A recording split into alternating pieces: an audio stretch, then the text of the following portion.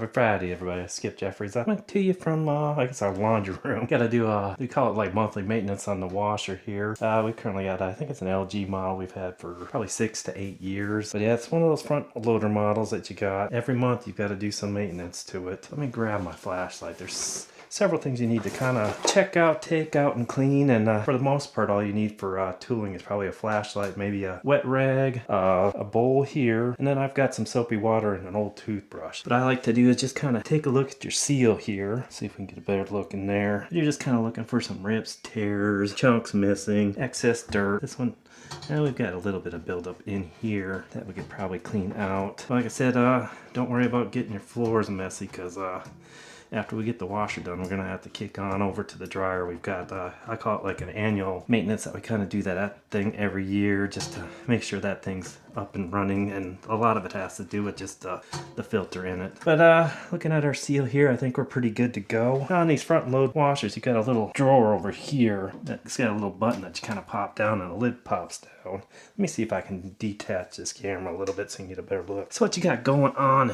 in that little drawer here, let's see if we can get that up and going. A little tab here, you kind of push down, it pops down. You've got a tube off to this side, and then you got a filter here. So you want to make sure that you get all the water out. You drain it at least monthly here. And that's simply just pulling out the tube. So you got this tube here, and you're just simply going to be pulling this top off. Don't lose it. Set it off to the side somewhere. And what you're seeing here, you're just kind of just draining the contents of the tub out. And you do this monthly. You can do it more than once a month, but for me, I've done it monthly, and it seems to beat the ticket here. And you can hear it in the background just kind of dripping out of the tub itself.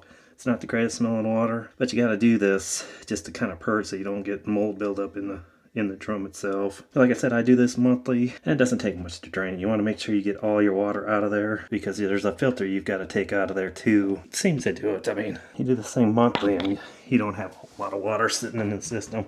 You just simply push the tube back in and clip it in the spot. So I don't know if you can see here, you've got a filter that you just kind of twist off and unscrew, and it should just pop out.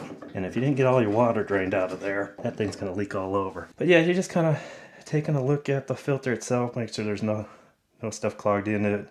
And I mean, you could probably clean it off. We're going to do a quick clean on this one here. But that's where your little bit of soapy water and an old toothbrush comes into play. And I just simply kind of brush it on there, clean it off. Sometimes I've had it come out where I didn't clean the filter like I should have on a regular basis when I drained it monthly,